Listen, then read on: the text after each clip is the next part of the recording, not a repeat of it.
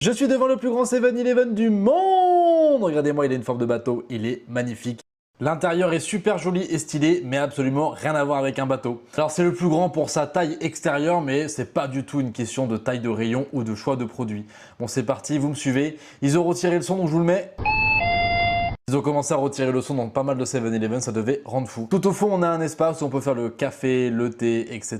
C'est à la commande. Je vous montre la carte avec toutes les possibilités. C'est pas dans tous les 7-Eleven qu'il y a ça, donc c'est plutôt stylé. Je vous montre un peu les rayons. Il y a un gros rayon pâtisserie, viennoiserie, mais évidemment, c'est pas au niveau de la France. Là, pour le coup, la Thaïlande ne met pas une tempête à ce niveau-là. Quelques fruits secs. On a tout ce qu'il y a sous plastique, évidemment. Les plats préparés, les saucisses, ils raffolent de ça. Tous les plats préparés, tous les sandwichs qu'on kiffe autant au 7-Eleven. Regardez-moi ça, n'oubliez pas de le faire chauffer à la caisse. Moi j'ai oublié une fois, c'était dégueulasse. Ils ont même changé le packaging de celui-ci. Ici l'espace boisson et tout ce qu'il y a de liquide et tous les rayons. Alors je vais pas tous vous les faire, vous connaissez déjà les 7-Eleven. Par contre petit conseil, regardez les têtes de gondole. Si vous voyez ces petits trucs, ça veut dire qu'il y a des promotions. Promotions sur le prix ou un acheté, un offert, très souvent 7-Eleven. Bon, moi c'est parti pour mon 4 heures, je vais me prendre un petit coca vanille sans sucre, ma petite glace Magnum pour le grand plaisir. Il y a un espace extérieur, mais l'intérêt c'est de monter en haut au premier étage, car tous les 7-Eleven n'ont pas ça, mais il y a une grande salle un peu coworking avec des prises, avec une petite vue, avec une ambiance sympa, de la place, des sièges. C'est vraiment un petit plaisir. Regardez-moi ça. On peut y manger tranquillement, il y a même des toilettes aussi là-haut et je me pose côté vue. Dites-moi ce que vous en pensez. Est-ce que ça vaut le coup de faire 10 000 km pour voir ce 7-Eleven en forme de bateau?